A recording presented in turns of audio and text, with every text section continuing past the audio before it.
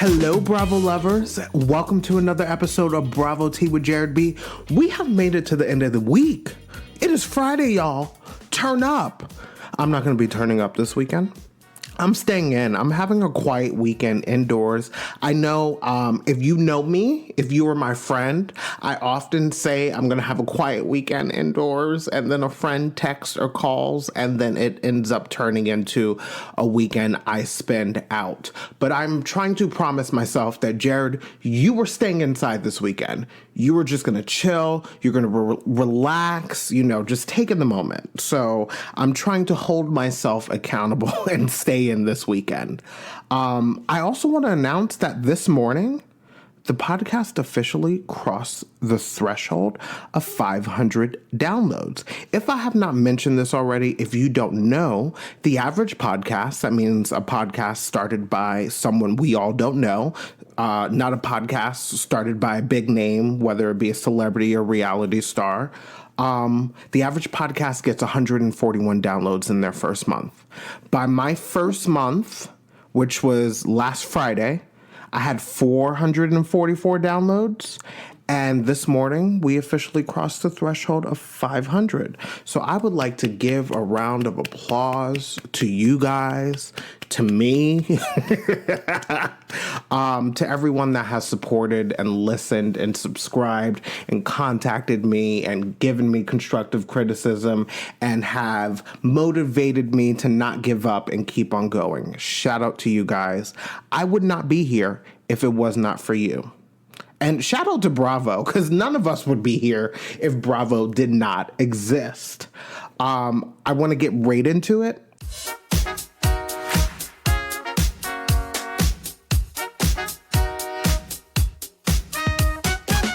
I'm going to start off with the Vanderpump Rules Secrets Revealed episode. The reason why I'm going to start off with this, because I don't have much for you with this. Honestly, watching this episode, I don't feel like anything notable happened where I need to talk about it, honestly. Like, this show has me spent. I've said this several times before. I have not been a consistent watcher of Vanderpump Rules. I have seen every season's reunion.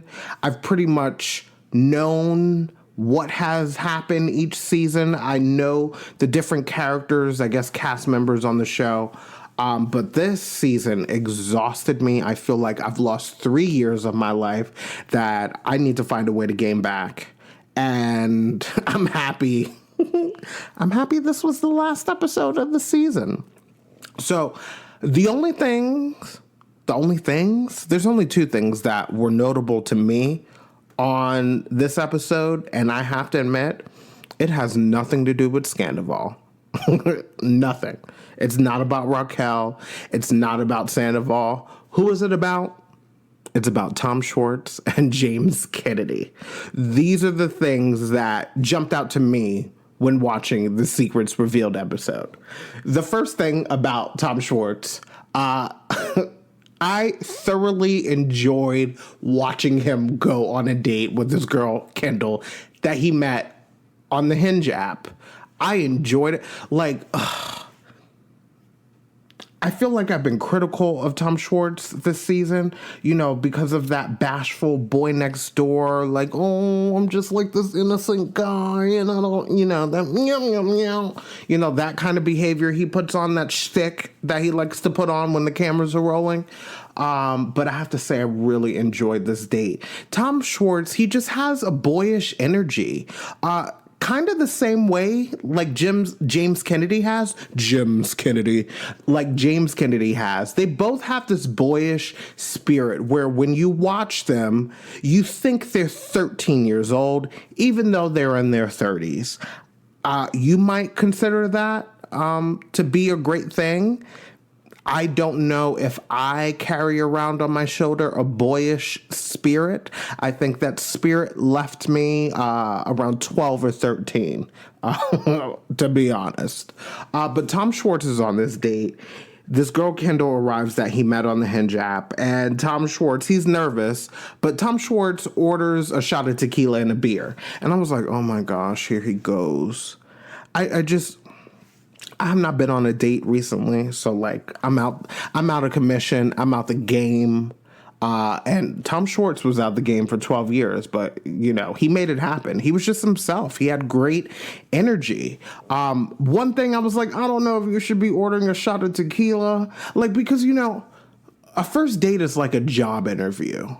And you want to present your best self in order to get the job. And it's the same way when it comes to a date. You want to present your best self to the person that you were on a date with the hopes that there will be another date, and maybe it will eventually turn into a relationship. You know, you show your best self when you start dating someone, and then when it turns into a relationship, you reveal the true animal that you are, you know? But then Tom Schwartz, I was like, oh, here he goes. He tells this hypothetical story about the fact that he made out with Raquel, who was in his friend group, even though he's divorced. And I was nervous. I was like, oh gosh, Kendall's going to be like, red flag, red flag. I just don't know if you should be talking about a girl that you made out with on a date with someone else. You know what I mean? And I feel like in any other situation, maybe not any other situation. I know if I was on a date with someone, I would not talk about someone I previously hooked up with. And I know if I were on a date with someone, I would want that someone to discuss the most recent person they hooked up with. That's just not good first impressions to me. But Kendall took it very well. Kendall took Tom Schwartz's Dear John story very well. But yeah, I don't think that's a story that you tell on the first date. Before I get to the second thing that, you know, jumped out at me on this episode, I have to say that I could probably watch Tom Schwartz on a dating show. Listen, if Tom Schwartz became the next Bachelor, I don't watch The Bachelor, but I would probably watch The Bachelor if Tom Schwartz became the next Bachelor, because it would be thoroughly entertaining to see this man try to date 30 women and try to fall in love within a couple of weeks with the hopes that he and this woman will live happily ever after. And if you know The Bachelor's track record, they're like 3 for 50 at this point. But yeah, I would watch a Tom Schwartz dating show. I don't know about you, but I enjoyed him on this date. I know I've said that several times, but I really enjoyed it. It made me laugh and made me smile. And I wish they kind of showed that on this season. Honestly, there were so many light moments shown on the Secrets Revealed episode. I was like, oh, they should have shown that. They should have. So the second notable thing that jumped out at me when I was watching was when James Kennedy was talking to his girlfriend, Allie. They're at that like outside retro, you know, Happy Days, that TV show. It looks like a bar, restaurant, a gathering place. And James Kennedy calls Sandoval Judas. And at first, with his British accent, I thought he said something else. I won't mention what I thought he said because it's not appropriate. But I literally rewound it, turned on subtitles to see if he said what I thought he said.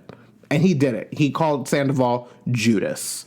But in his confessional, I don't know if anyone noticed this, because maybe you were just drawn into the Vanderpump Rules of it all, the scandal of it all. But in his confessional, did anyone notice that James Kennedy was reading something from the palm of his hand?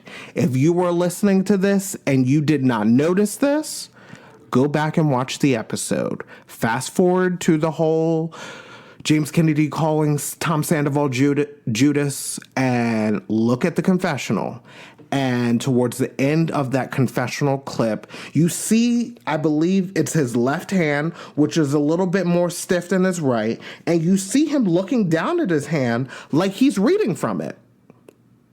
So if he was doing what I think he was doing, and he wrote down his banter, his confessional banter, before filming, I caught you, James Kennedy. Caught you. Go back, watch, let me know what you think. That's all I have for you for Vanderpump Rules. That's it. I gotta admit, I'm happy the show's over. You know, it was exhausting. This has been the most exhausting month for this show because Scandival broke, March? It's now freaking June, and we're just now reaching the finish line. I'm happy it's over. Sayonara, Vanderpump Rules. If you were interested, I believe the cast starts filming within the next couple of weeks. So I'm curious to see who's staying, who's going, and what's going to happen next season. Because I'm like, I hope they're not going to continue this Scandival drama into next season. We get it. It was bad. Put a kibosh in it. This is season 10. Give us something different season 11. I understand that there's still going to be a little bit of a fallout from season 10, but I don't want season 11 to solely focus on what happened this current season. Please, cast of Vanderpump Rules, give us something else. Por favor. Thank you. So let's get into the Real Housewives of New Jersey.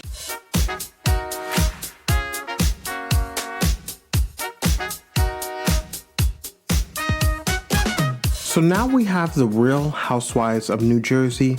This is season 13, episode 19, the reunion part 3. And boy, oh boy, I am happy we have come to the end of this season, because this season has been a roller coaster. I'm not saying the season was terrible, because it was actually good. It was entertaining. There were a lot of great moments.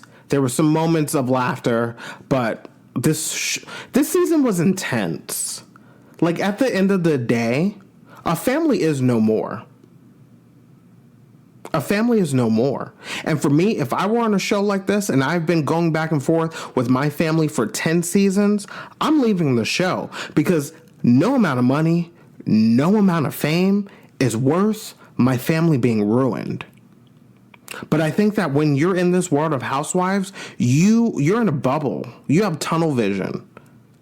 And your world consists of just being a reality star. And unfortunately, I don't think Joe, Melissa, and Teresa are thinking about post-housewives, post-reality stars.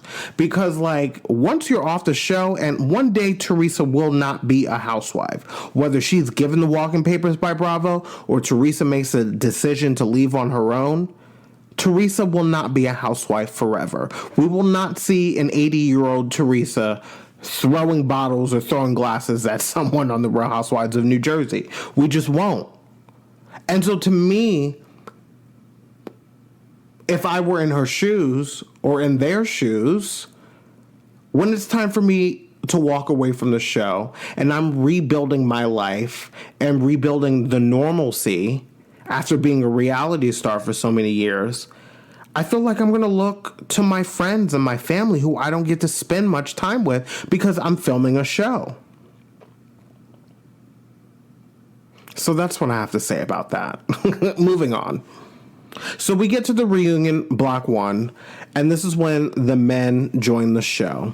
We find out that Frank Catania got him some new teeth, some bright white chiclets, like white as printer paper. And I just want to know, when people get veneers, do people not ask their doctors for like the most natural looking set of new teeth possible? Because it's clear, it's obvious that Frank Catania has fake teeth. I don't know. I can't say they look good. He looks weird. Maybe it's going to take some time to get used to it. But then Andy asked Louis about the comment he made to Joe Gorga about wearing Nona's pajamas. Honestly, I don't know if Louis' explanation was any better than the comment he made on the show. Louis says it was a bag of clothes that they found cleaning out Teresa's house in preparation for moving into their home together. Louis says that Nono never wore the pajamas, but he wore the pajama bottoms because he thought it would be endearing to Teresa and her daughters. I'm wondering, why Louis would think wearing Teresa's dead father's pajamas would be like a source of comfort and relief and be endearing to them, because I would be creeped out. I would be like, can you take off my late father's clothes and put on your own? I'm waving a red flag, y'all. I'm waving a red flag. But I appreciate the fact that Louis apologized to Joe Gorga for the insensitive comment that he made about wearing his father's clothes. But Joe Gorga says to Louis, I want to believe you, man. But every time I try to give you the benefit of the doubt, that's how Medea would say it, the benefit of the doubt. I would say benefit of the doubt. He feels like he's always getting screwed by Louis. And then Joe and Teresa start going at it. And then Melissa jumps in. Andy should have told Melissa, I need you to fall back and just let Teresa and Joe have this moment. This was the moment for Teresa and Joe to talk, and for Melissa to shut up, and for Louis to shut up. But Teresa says something so devastating to me, so finite. Teresa says, this is the last time I'm going to speak to my brother. And I just hope that she does not end up regretting that statement. Because at the end of the day, being a Real Housewife, that does not last forever. But family, they're going to be there when the cameras aren't rolling. And I understand their family, things are a bit shaky. I'm not team Melissa and Joe. I'm not team Teresa. I'm team, they're all in the wrong. And they all have a very hard time taking responsibility for their actions. And I've said this to a friend. Teresa and Melissa don't realize it, but they are the same exact person. They just have different tactics. They are the same exact person. And there's this saying that often the things that we don't like in other people are things that we don't like about ourselves. And that's exactly what is going on. I just don't like that Teresa made such a finite statement like that. This is the last time I'm going to speak to my brother. So then we get to the next reunion block, and this is basically Andy Cohen catching up with the guys. We find out that Frank Catania and Brittany are buying a place together. Congratulations, Frank. Andy asks Frank, does that mean you're going to put a ring on it? Frank's like, I guess so. Frank, you were a little hesitant with that response. I think if you're going to get engaged to get married, you should be a little more confident and forceful, and you should sound more sure of yourself than you did answering Andy's question. Then Andy speaks to Bill Aiden. Bill Aiden talks about he's making the necessary changes to be more present for his wife and kids. Good for you, Bill Aiden. I wish this is something you figured out and said during the season. Because during the season, you seem checked out. But now, Bill Aiden seems checked in. So welcome back, Bill. Then Andy gets to Frankie Jr., questioning him about the fact that Frankie used to work for Louis. Frank says he no longer works for Louis, as we know. And then Joe Gorga is like, what happened? Dolores jumps in. Nothing happened. He got another job. Dolores is adamant. She does not want Frankie Jr. to come up in conversation about this. Melissa turns around to Joe and Frank, says something, and Frank Catania's like, I'm not saying anything first. They got to bring it up. What is it? What is it that needs to be brought up in order for Frank Catania to say something? Because to me, without like finding out what this it is, to me it looks like they came prepared with what to say at the reunion. That's what it looks like to me. It looks fake and phony. Joe Gorga says that I've known Frankie his whole life and he's told me some things. Dolores is like, Joe, you better stop. This ends right here. Joe, you better listen to Dolores because, you know, in a hypothetical fight against Joe, Gorga, and Dolores Catania, I'm choosing Dolores. She's from Paterson, New Jersey, and she used to be a parole officer. So I'm Team Dolores with that one. But my question is Dolores protecting Louis because she's loyal to Teresa? I'm not saying that Dolores is choosing loyalty to Teresa over her son, Frankie Jr., but I'm saying in this moment that this exchange is happening, Teresa and Louis are the most quiet. You will see them this whole part 3 episode. And for me, if someone is questioning the legitimacy of my business, someone's trying to insinuate there's a shady reason why my friend's son is no longer working for me, I would speak up and try to defend myself. This would be the chance to clear any rumors about your business and why it closed up. But Louis and Teresa are quiet. And then Melissa says to Joe that Dolores doesn't want the story to be talked about. What story? Something's being hidden from us. Something's not being talked about. And it was noticeable to me. Was it noticeable to you? So then John Fuda pipes in. I have a question. Why'd you have me investigated? John Fuda holds up one of those bubble mailers and he says, an eye for an eye. I assume that means he has some info on Louis. I assume that's what an eye for an eye means. Doesn't eye for an eye come from like ancient Mesopotamia? I think like those are one of the first they were the first civilization to create like laws, and I believe one of their laws was an eye for an eye. Like if you chop someone's finger off, that person who got their finger chopped off is now going to chop your finger off. That's what eye for an eye means. If I'm wrong, but if I can go back to world history, this is probably what? Grade 10 in high school? I believe eye for an eye comes from ancient Mesopotamia. I don't think I said that. Mesopotamia. I think I said that right.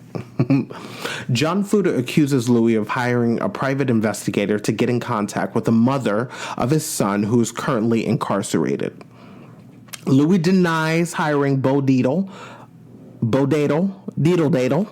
to investigate the girls and their families. And he questions Louis about it because Louis did say on the season finale that Bo has some info on them. Louis like, oh, I just said that in the heat of the moment. Andy's like, but you said it the next day too, when you weren't in the heat of the moment.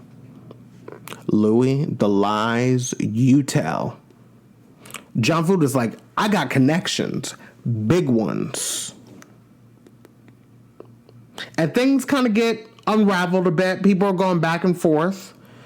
And I have to say, a host has lost control of the moment when he has to say, hold on one moment, can I say something? Andy, you're the captain. Steer the ship. Control the environment. And then you see Marge, she goes behind herself. So she turns and reaches around behind her back and starts to pull out an envelope. And then Andy says, hold on one moment. We just got a call from production. And there's a guy downstairs saying that he's your security and he wants to come up here. We find out that Bo Deedle hired security for Teresa and Louis, because they've been getting death threats the week prior. So this is the moment where I was like, oh, this man is voluntarily hiring security for Teresa and Louis. Not Louis and Teresa paid Bo for security. Bo gave them security, which makes me believe that Bo dug up dirt on the ladies. Louis denies Beau investigating the ladies. Louis says that Beau is working on a case because someone has been harassing him and that someone is on the cast and they're talking to the person that is harassing Louis. And Teresa says it's Margaret. Before I get into that, I have to say, I know that Louis has denied hiring Beau. Beau has denied Louis hiring him, but Beau is one of the top private investigators in the country, which means that Beau is not working by himself. Beau has employees. Beau probably has a partner. Beau probably has associates. So I think it's very possible that Beau himself did not do any investigating, but I think it's possible that someone who works with Beau or works for Beau did the investigating. That's how I feel. But back to Margaret. Did anyone notice that Margaret has barely spoken an entire sentence? She's maybe said like 9 sentences this whole entire 3-part reunion. Why are you so quiet, Marge? Because you are always ready to interject your opinions into everything, ready to hit below the belt and say some nasty things, even though it's very entertaining to watch. Why is Marge being so quiet? Like, the reunion is kind of like your last showing as a Real Housewife. This is kind of the moment to show, like, if you've had a bad season, to take responsibility for your actions and show some remorse so you don't end up getting fired. But I don't think being quiet the whole time does Marge any good, to be honest. Because if I'm Andy, I'm like, why is she so quiet? What is she not trying to say? What is she trying not to say? But Marge denies it, and Louis says, let's play.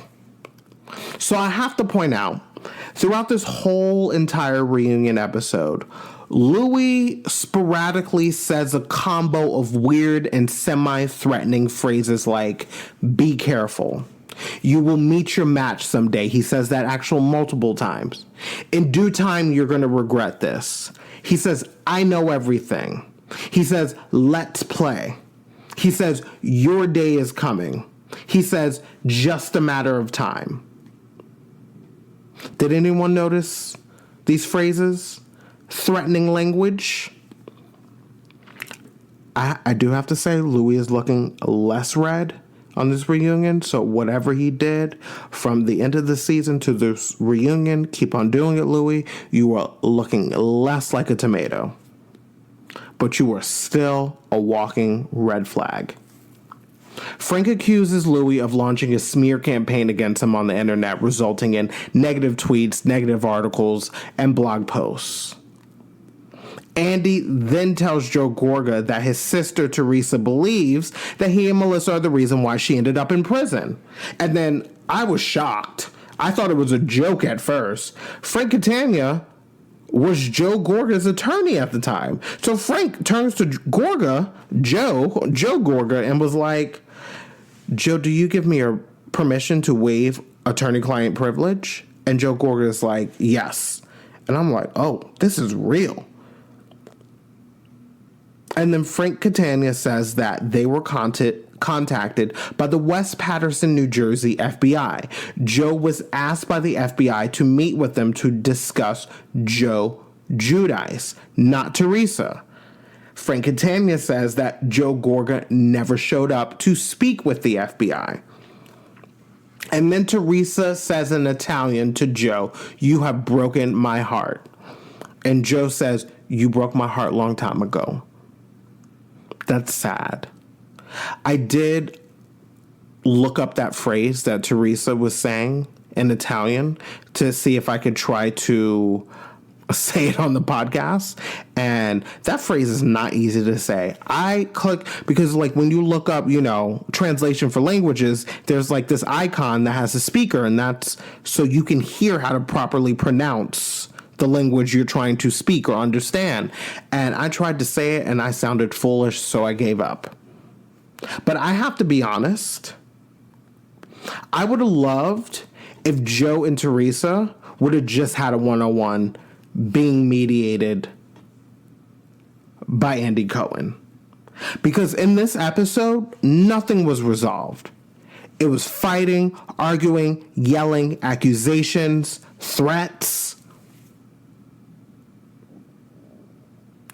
And you might ask yourself, how come Andy didn't suggest just a one-on-one?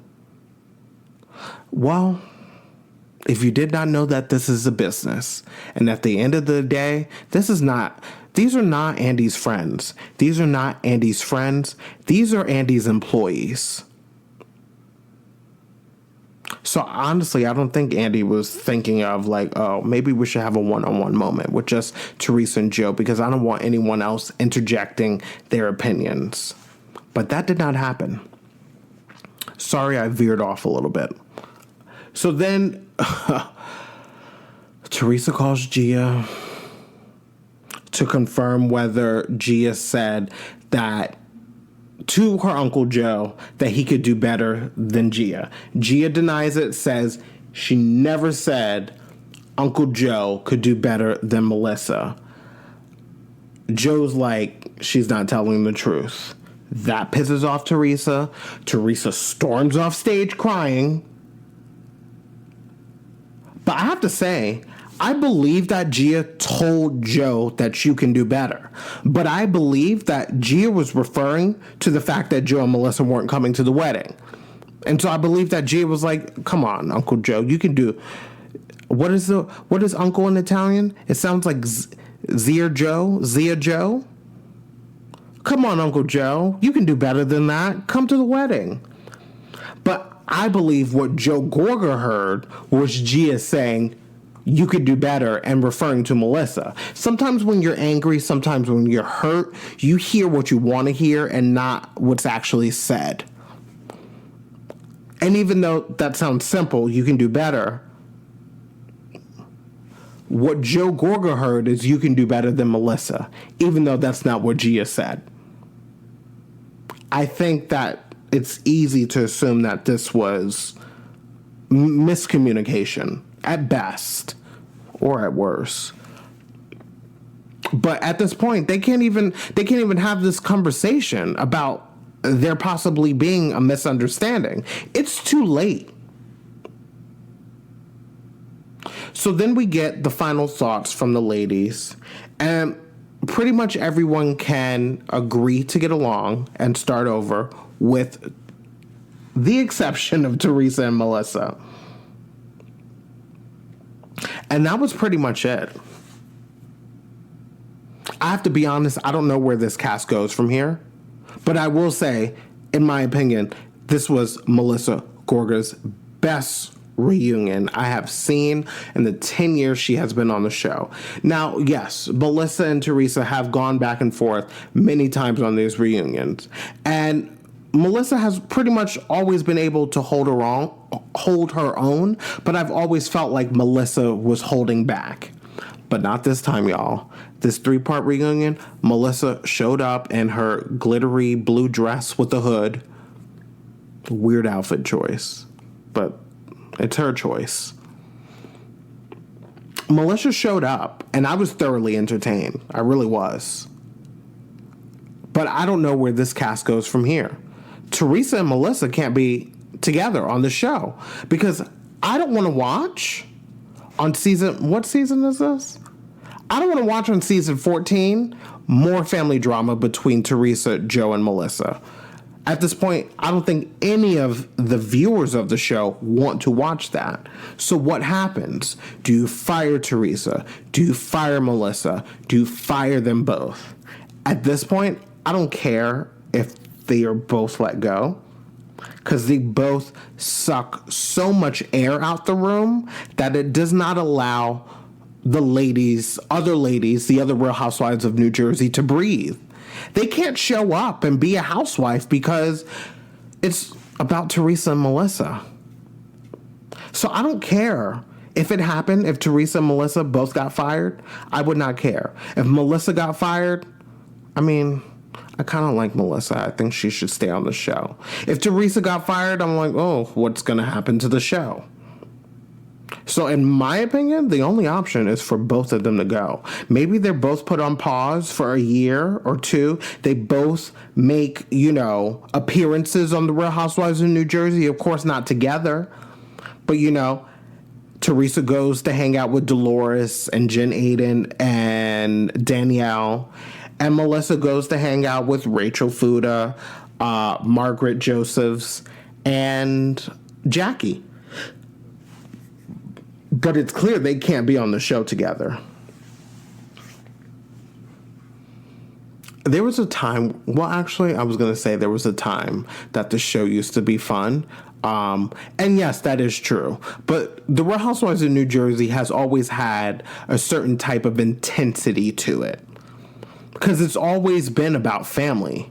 I know Housewives is an ensemble cast, but the Real Housewives of New Jersey is more than just an ensemble cast. Because it's not just the ladies on the show, the husbands are deeply involved in the show.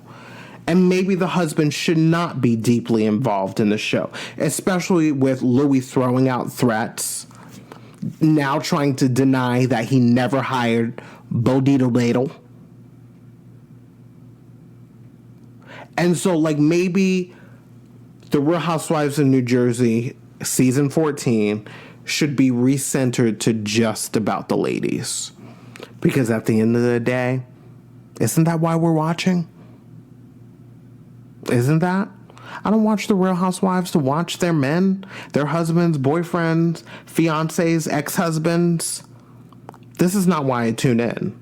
I tune in for the dynamics of the female friendship and the drama and the resolution and the personal story. And so I don't know what Bravo has up their sleeves for this franchise, for the Real Housewives of New Jersey. I do know that they are going on pause for a little while because usually the show starts filming again a couple of weeks after the last reunion, the last part of the reunion. But apparently they're pushing back production to the end of the year. So we'll see what decisions are going to be made. I've seen rumors on the internet that rapper Remy Ma might be joining the show. I'm seeing rumors that DJ Envy, he is one of the hosts of The Breakfast Club, a very popular syndicated radio show that airs out of New York City. There's rumors that his wife is going to be on the show or is being considered for the show. So who knows what is going to happen on the Real Housewives of New Jersey next, but I'll be watching. So let's move on to the Real Housewives of Orange County.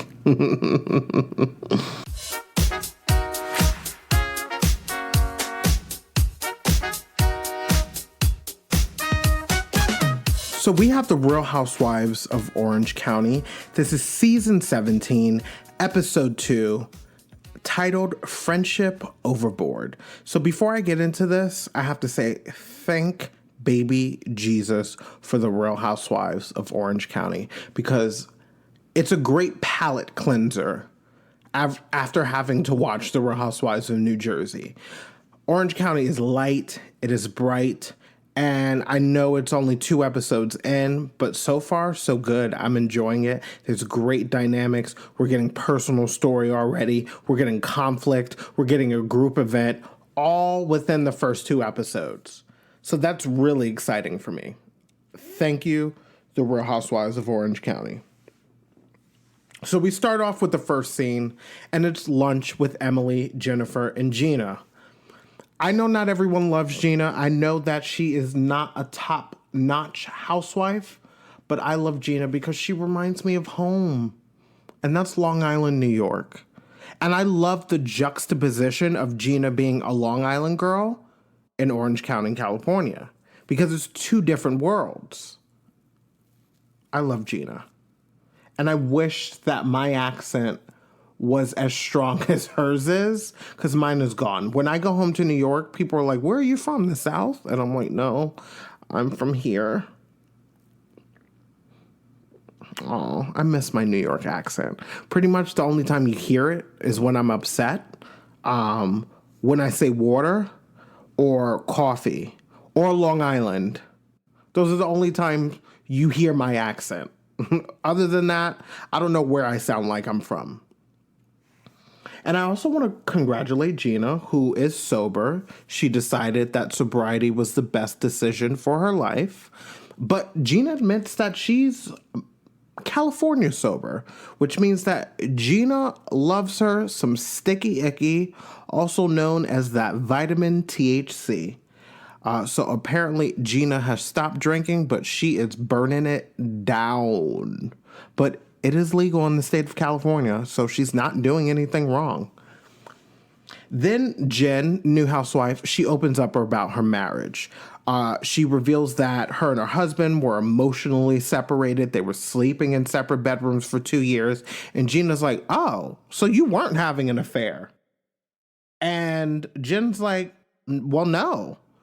If my husband is in the next room talking to other women, then I'm going to do my thing. And she did her thing because she found herself a Ryan. And she reveals that she was getting everything from Ryan that she was not getting from her husband. And as Vicky Gunvalson, the OG of the OC, will say, it seems like Jen's love tank is now full. But Emily says something that I don't agree with. But, you know, she's the married one. I'm not in a relationship and I'm not married. But Emily says that she would rather have her husband Shane have a one-night stand than to have an ongoing love affair. Emily, I would not even put that into the universe. Take it back. Take it back, girl. Because we don't want to find out a season or two later that Shane had himself a chick on the side. Because basically you said, well, I would rather him cheat with the one night stand than like have, you know, an ongoing affair. Don't like say that. Because what if it happens? Even though I don't think Shane would do that. Shane's not leaving Emily. But Emily, don't put that out there. And then we find out we're getting our first group event. The Flamingo Party. So we get to the next scene, short scene. We're with Heather Dubrow, and Heather is helping her daughter get ready for college. And they're in a whole storage room. I don't know where they are. It seems like a storage room or an office full of stuff for a dorm room. And when I say full of stuff for a dorm room, at first I thought they were at Staples shopping. But then I saw Heather's daughter sitting on the ground, and I was like, surely she is not sitting on the floor of Staples. So they must be like in a comfortable space, a space that they're familiar with. So I believe they're home. Their house is so big, I don't know if this is in their house, but it seems like they are. But like Heather Dubrow has her daughter fully stocked with everything she could possibly need for her dorm room. And based on the amount of stuff that's in that storage room, how big is this dorm room? Like, I've been in different sized dorm rooms. Some dorm rooms are like the size of a jail cell. Some dorm rooms are like a suite, basically, like a hotel suite. And basically there's like a connecting door between you and your roommate's dorm mate's room, I guess. I never lived in a dorm. I lived with my cousin out on Long Island. Shout out to my cousin Nikki.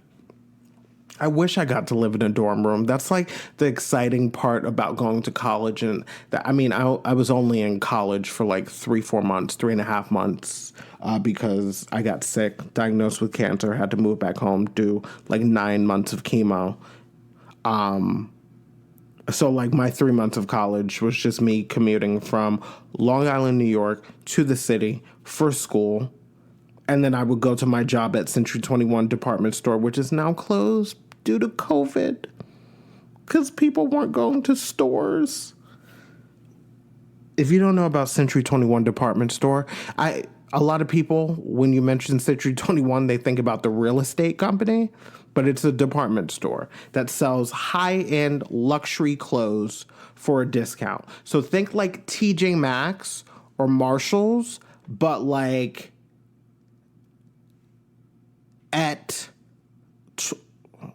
I was about to say at 21st century. At Century 21, you see like Marc Jacobs, you see Gucci, you see Valentino. Like it's like a high-end Marshalls, TJ Maxx. And so anytime I would go to visit home in New York, I always had to make a pit stop at Century 21 department store, but they are no more. How did I get in? Oh, yeah, because I was talking about my time in college and I had a job after school. Yeah. So back to the show. Heather speaks with Tamra, who's a bit nervous about her meetup with Shannon, but I agree with Heather. Tamra and Shannon have two completely perspectives of their friendship, and we see that play out in the next scene. So we get to the sit down with Tamra and Shannon. I love a sit down. I utilize a sit down in my personal life. A sit down is when you have conflict with a friend and you guys agree to meet in a public space, whether it be a coffee shop, bagel shop, restaurant, and you agree to sit down and hash it out. I love a sit down. So we notice here that they both feel like they've been there for each other, but Tamra deeply disagrees with Shannon saying, I've been there for you too. It seems like to me, Tamra is looking for consistency in her friendship with Shannon, which is a valid point. We should all want consistency in our friendships, unless that's something that you don't need from your friends. But Tamra did not say that. Tamra was like, you were there, but then you disappeared. So Tamra should have just said, Shannon, I love you, and I know at some point you were there for me. But I felt like it ended, and it wasn't consistent. And what I need in a friendship is consistency. Can you give that to me? Because if you can, this friendship could move forward. If it sounds like I'm having weird breathing, it's because I have indigestion. So I don't know. It feels like a burp is coming up, but it's not. I know that's too much information, but, sound does pick up in the microphone. So I don't want you to be like, ooh, what is going on? He's like, I shouldn't have done that. Oh, my God. But then Tamra justifies talking about Shannon in the press because Tamra felt like Shannon wasn't there for her. No, Shannon. No, Tamra. No. I don't agree with that. Just because you feel like your friend wasn't there for you does not mean you can just slam their name publicly. Like that, no. Tamra? No. Is that how you operate in your friendships? You have a falling out with a friend and now you're just going on interviews, going on podcasts, doing interviews with blogs, calling your friend a drunk, calling her fake, calling her a liar. So I understand why Shannon's like, well, you hurt me too. But it's obvious this conversation does not go anywhere. But I love that Shannon said, well, let's see where this friendship can go from here. Because that conversation was going nowhere. How long was that sit down? Because to me, it felt like 15 minutes. But of course, they could have filmed an hour or two and chopped it up to those 10 minutes that we saw. So who knows? Then we move on to Cut Fitness. And I have to say, I feel really bad for Tamra and Eddie. I did not realize, one, that they've been married for like 10 or 11 years. And their gym was open for 10 years. So that's great that they had that success. It's sad that it had to close down because, again, COVID, when there is a worldwide pandemic happening and there are rules where you can't leave the house or go to public spaces, a business that is a gym cannot thrive. So Cut Fitness had to close. But Tamra mentions how Emily reached out to her to show support of the closure of their gym. And then they cut to a reunion a couple of seasons ago, and Tamra called Emily Shrek. Tamra said Emily looks like Shrek. So good on Emily for reaching out to Tamra and being the bigger person after being insulted like that. Because I would have paid Tamra dust and blown it in her face. But Emily is better than I am. Then the conversation turns to Shannon, and apparently both Eddie and Tamra believe that Shannon is a drunk and that she's needy. I wonder how Shannon's going to feel about watching this back. Because I've seen Shannon in interviews with Tamra doing promotion for this season, and they seem very buddy-buddy in a really good place. So it seems like their friendship is better. But now Shannon has to sit back and watch all the things that Tamra was saying about her behind her back leading up to their friendship being better, which means their friendship is going to be rocky again. Because now you have to confront the fact that, oh, you've been calling me a drunk. You've been calling me needy. We'll see how that goes. And then we have Shane and Emily in the car. Also, I'm recapping the deleted scenes version on Peacock. So I might mention scenes that you guys did not watch live on Bravo if that's how you watched OC. Because what I'm about to mention is the deleted scene with Shane and Emily in the car. And Shane dropped some knowledge on. Shane has grown on me so much. The first season, I could not stand him. Second season was a little better.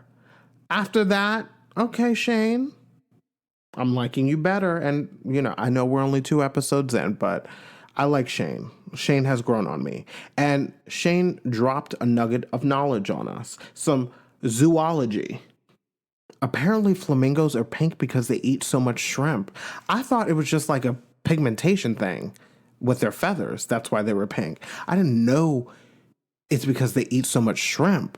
Like, I love shrimp. If I ate too much shrimp, would I turn pink? Now, I am African American, so I have brown skin.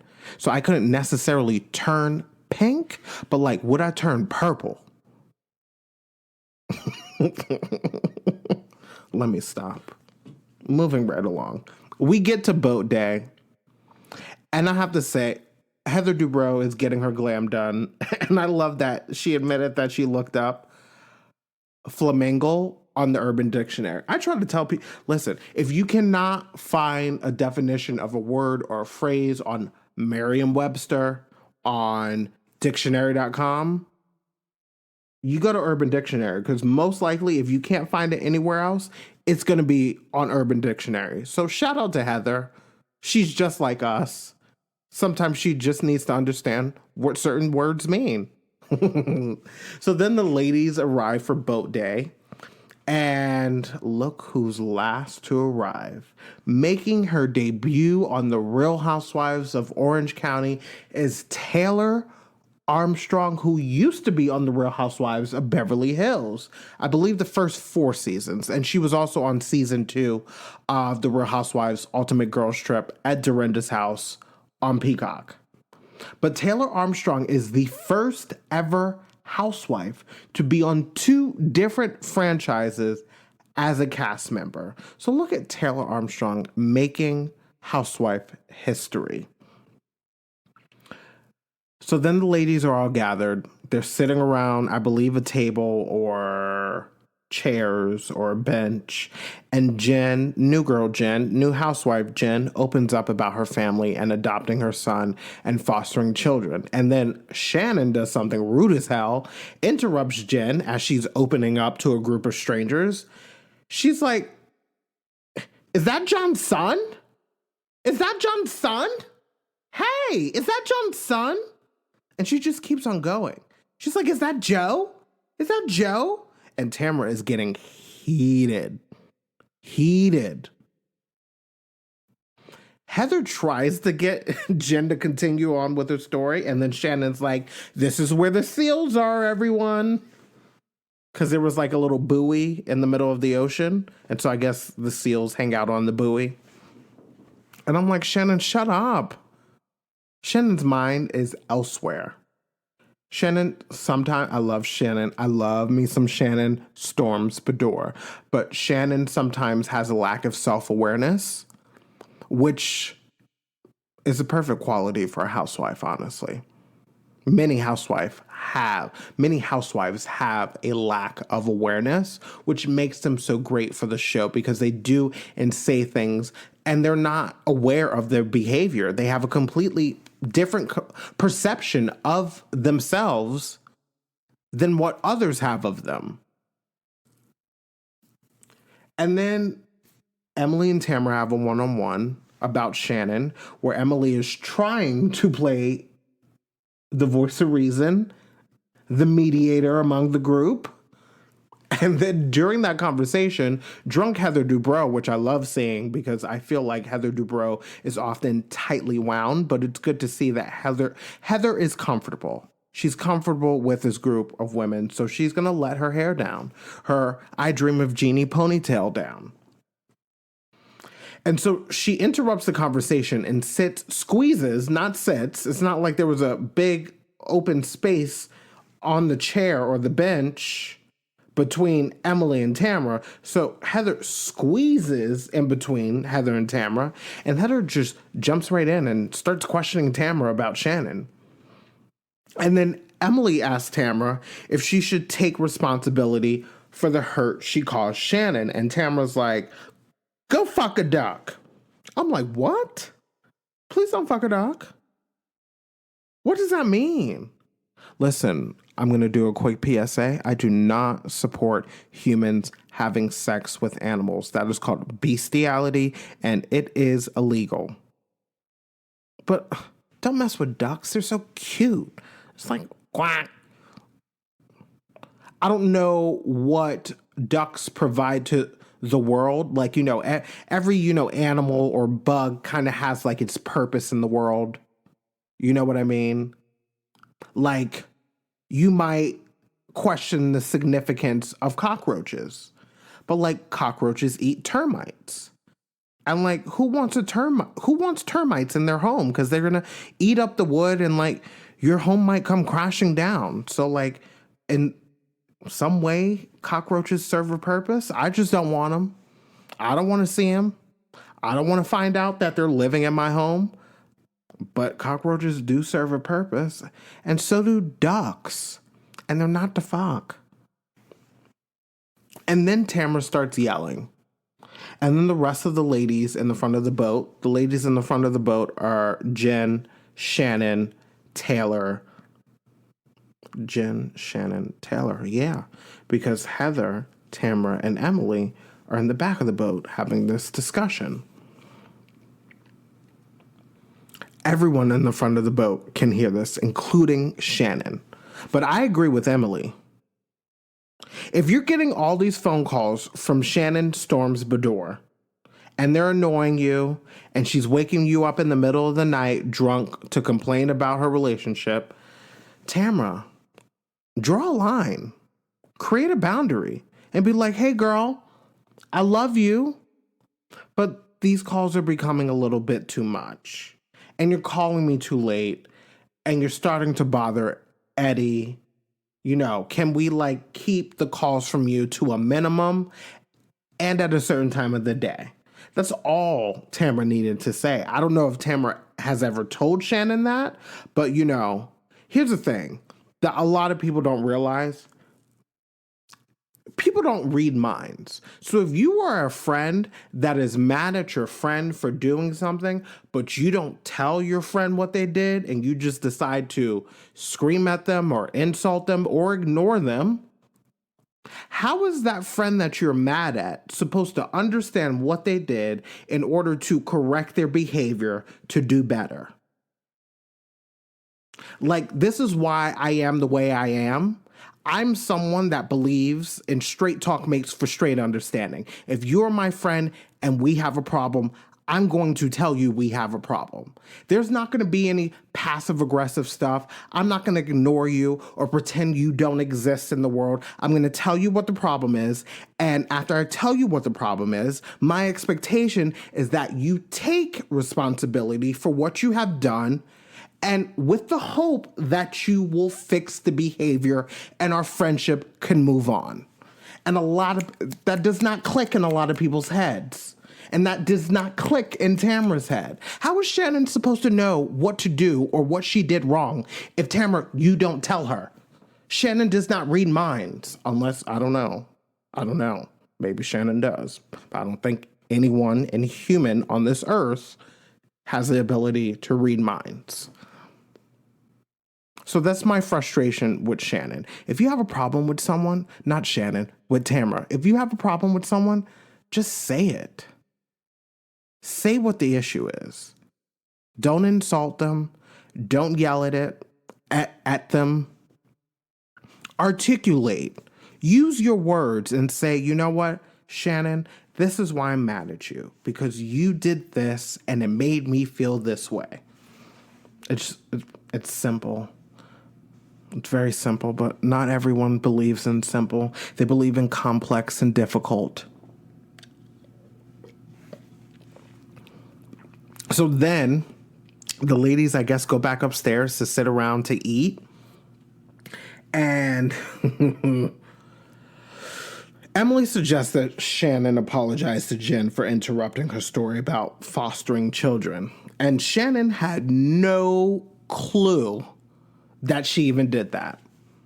Had no clue that Jen was sharing the story about fostering children. But then Shannon takes it upon herself to be like, oh, I wanted to foster children too. Shannon, this is not about you. We love that you were trying to foster children, but this is about the fact that you interrupted Jen while she was just sharing the story of her fostering children. Again, a lack of self-awareness, but that's what we love in a housewife, isn't it? But then Tamra, who is drunk as hell, and you know someone's drunk, Tamra's swaying a little bit. Her eyes look a little glassy. Her eyes are like a little low. You know, those eyelids are a little low. She might as well close her eyes. And Tamra's like, Shannon, that's how you normally are. You're selfish, you lack awareness, and you make everything about yourself. Emily tries to interject, and Tamra's like, shut up, Emily, or I'm going to hurt you. And Emily is like, whoa, I'm just trying to help. And Tamra's out here threatening to throw hands on Emily. In a fight between Emily and Tamra, I take Emily. Tamra's a quarter pint. All Emily had to do was pick her up by her ponytail and swing her around like a rag and, throw her into the ocean. That's all Emily had to do. Because Tamra's threatening Emily. I'm going to hurt you. Emily can handle that. Tamra is all bark but no bite. It's like a chihuahua. Well, actually, small dogs, they do bite. They're all bark and they do bite. So never mind. And also, I shouldn't be comparing Tamra to a dog. I apologize about that, listeners. I apologize. But yeah.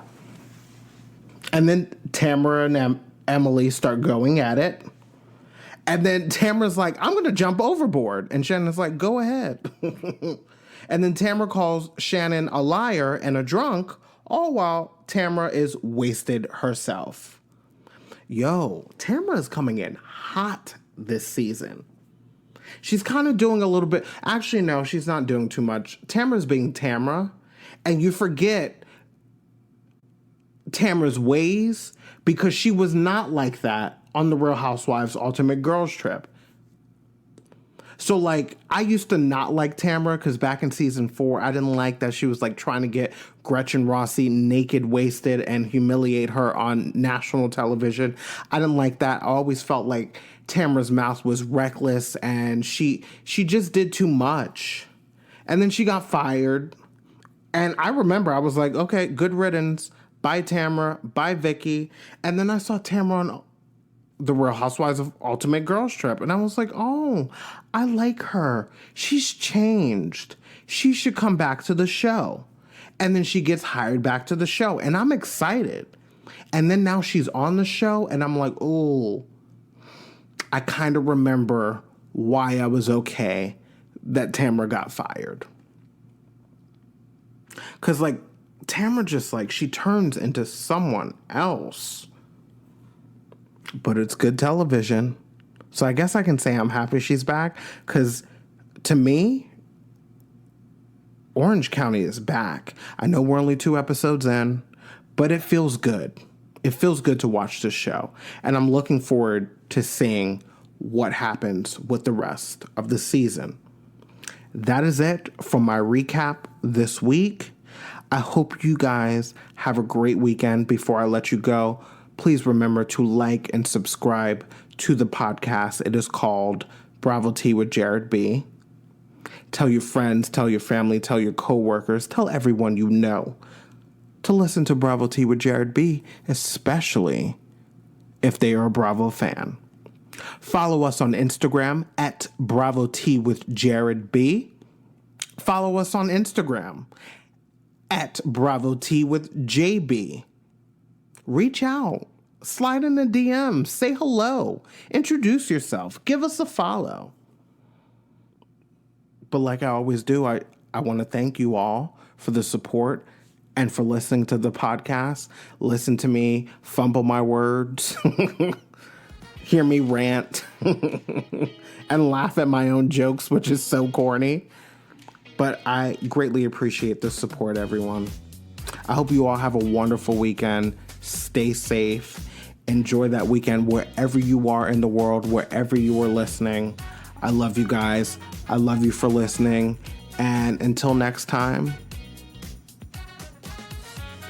I was going to say pod dismissed, but that is what they say on the Boy Meets World podcast. So I'm just going to say bye-bye.